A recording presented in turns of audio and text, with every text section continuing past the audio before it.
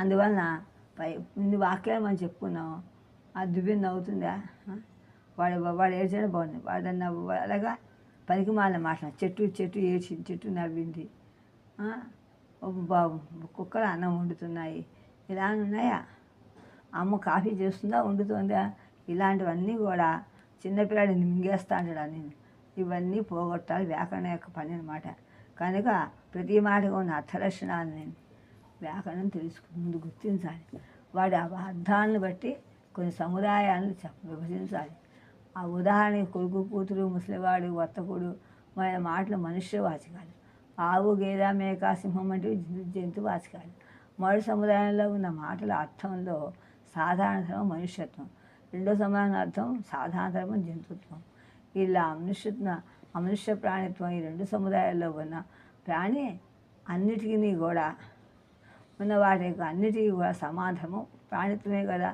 గాలి, రాయి, కొండ వంటి ప్రాణిత్వం లేవు కదా. లేవు కనుక ఆ ప్రాణిత్వం, మనుష్యత్వం మొదలైనవి అర్థ లక్షణాలు. కనుక అర్థాన్ని బట్టి వాటి యొక్క సముదాయాన్ని బట్టి విభజించే లక్షణాలను అర్థలక్షణాలు అని అనొచ్చు మనం. అదృష్టాన్ని నిఘంటువులు ఆయా పదాలతో గుర్తించాలి. దేశకాలను బట్టి, మాండలికాన్ని బట్టి మొదలని అలాగే కొడుకు మొదలని మనుష్యవాచకాన్ని వాడి కొడుకని, మనుష్యత్వం అని ఈ విధంగా చెప్పినప్పుడు ఆవు మనుష్యత్వం, ప్రాణిత్వం. ఇలా రాయి ప్రాణిత్వం కానీ మనుష్యత్వం లేదు. ఈ విధంగా నిఘంటువుల అర్థలక్షణాన్ని చేస్తుంది. మనుష్యత్వం లక్షణం ఉంటే దానికి ప్రాణిత్వం కూడా ఉంటుంది కదా, తప్పక ఉంటుంది. కనుక మనుష్యత్వంతో పాటు ప్రాణిత్వాన్ని కూడా చెప్పక్కర్లేదు. దానికోకుండా అది అర్థం వెనకాల వచ్చేస్తుంది. అన్నీ శబ్దార్థం విడదీయలేం కదా.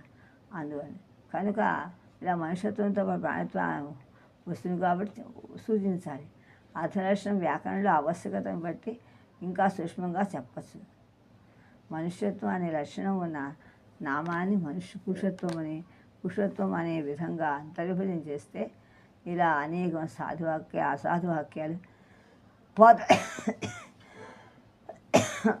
మా అమ్మాయి మాలుడా, అమ్మాయి మాలుడా, అబ్బాయి మా కాళ్ళు అంటామా, ఇలాంటివి చాలా ఉన్నాయి.